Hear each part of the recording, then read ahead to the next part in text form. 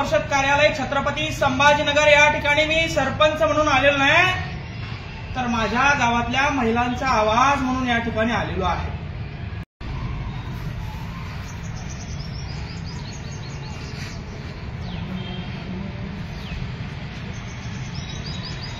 जिल्हा परिषद कार्यालय छत्रपती संभाजीनगर या ठिकाणी मी सरपंच म्हणून आलेलो नाही, तर माझ्या गावातल्या महिलांचा आवाज म्हणून या ठिकाणी आलेलो आहे।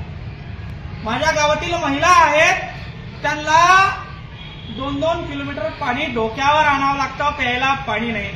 आडात बसून आंदोलन केलं, त्या महिलांनी मला मतदान दिलं आणि मी सरपंच झालो। वर्ष जवळपास होतोय। जल जीवन मिशनचं काम या ठिकाणी 2021 मध्ये चालू झालेलं आहे। जल जीवन मिशनचं काम 4 वर्ष झाले।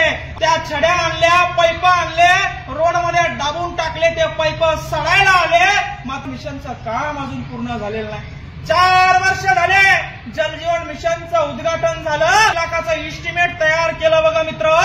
4 वर्ष झाले पाईप रोडमध्ये दाबून टाकले, आज कुठं काम अडकलाय, कुठं घोडा पेंट खाताय, काय वर्ष एका जल जीवन मिशनच्या कामाला लागताय।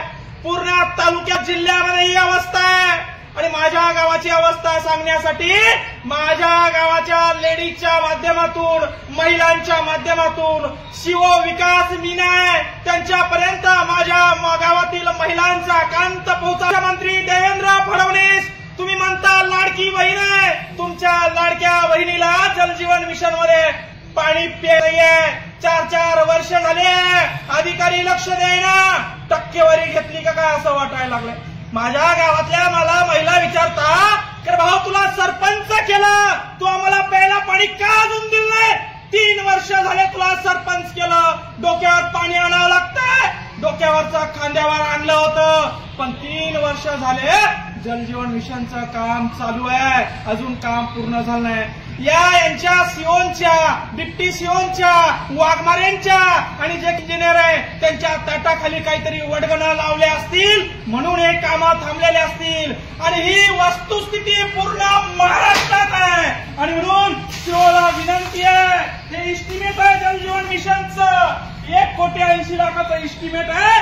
4 वर्ष झाले काय, 4 वर्ष झाले तुम्ही भ्रष्टाचार केलाय, 4 वर्ष झाले तुम्ही महिलांना आमच्या प्यायला पाणी या ठिकाणी दिलं। आणि म्हणून गेवराई पायगा गावाच्या महिलांच्या वतीनं सीओला या ठिकाणी आम्ही निवेदन देण्यासाठी आलोय की लवकर आमचं जल जीवनचं काम सुरू करा, आमच्या लेकरांना, आमच्या महिलांना प्यायला शुद्ध पाणी द्या, हे फक्त निवेदन आहे।